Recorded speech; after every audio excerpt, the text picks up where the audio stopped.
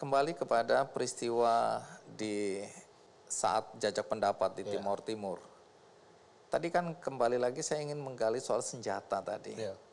Karena di dalam banyak sekali laporan-laporan, ya, apakah itu melalui LSM internasional, disebutkan bahwa memang tentara Indonesia yang mempersenjatai kelompok Anda. Jadi kelompok Anda ini dianggap milisi, ya, paramiliter, orang-orang sipil yang dipersenjatai. Sejauh mana kebenarannya?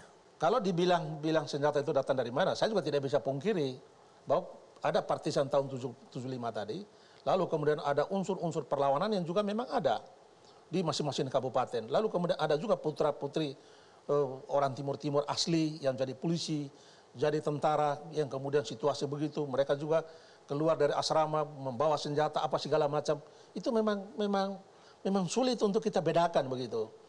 Nah, oleh karena itu kalau bicara tentang itu, ya tanyalah kepada pemerintah Indonesia waktu itu, mungkin dia lebih tahu. Ya, kalau saya kan hanya masyarakat sipil kan. Nanti tidak membela Merah Putih, tidak membela NKRI, nanti dibilang kepala dua, GPK harus dihabisin, apa segala macam. Giliran membela Merah Putih, membela NKRI, dibilang milisi, harus ditangkap, harus diadili. Jadi saya juga bingung juga gitu.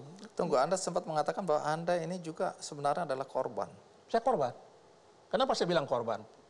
Ya itu tadi, ketika keluarga keras kelaun ini minta integrasi kepada Indonesia, saya kehilangan seluruh anggota keluarga saya. Yang sampai hari ini kita juga nggak tahu di mana apa nama tulang belulannya. Tapi saya tidak bisa menjadikan itu alasan untuk mengatakan bahwa kehadiran Indonesia di sana itu tidak baik. Saya malah justru bersyukur, saya justru berterima kasih bahwa dengan saya kehilangan seluruh keluarga daripada bapak saya, Timur Timur hari ini bisa jadi seperti itu. Saya mengambil di situ. Tapi kalau saya mau mengikuti pikiran saya pasti berpendapat seperti harusnya mereka Anda itu. marah. Saya marah pasti. Harusnya ya. Karena orang lainnya minta integrasi, kok saya yang kehilangan. Lalu kemudian orang yang minta integrasi itu baru kehilangan anaknya, sekarang semua orang berteriak rame-rame. Terus bagaimana dengan yang lain? Nah, oleh karena itu berhentilah berteriak.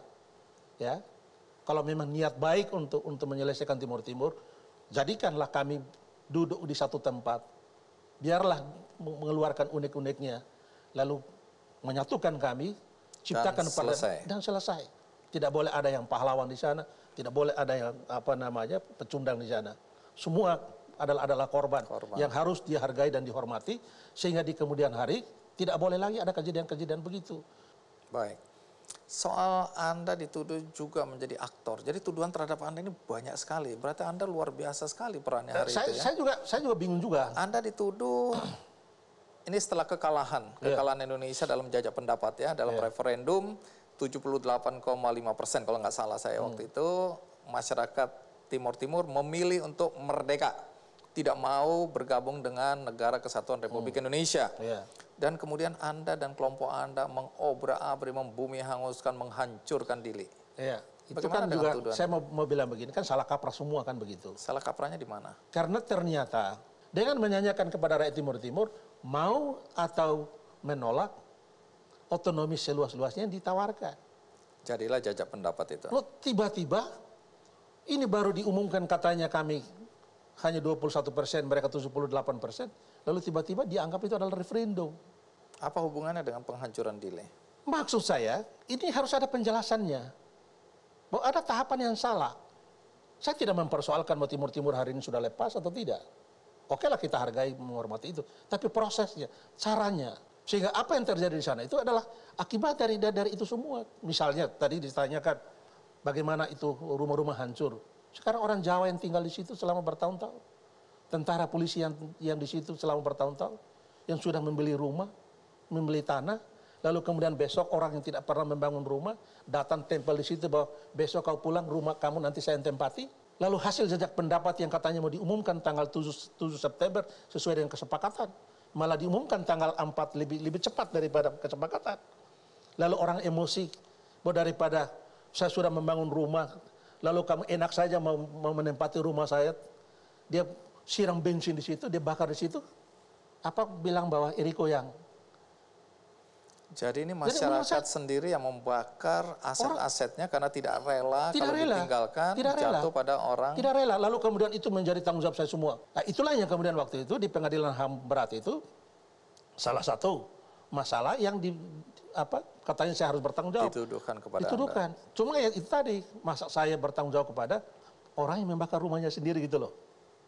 Baik.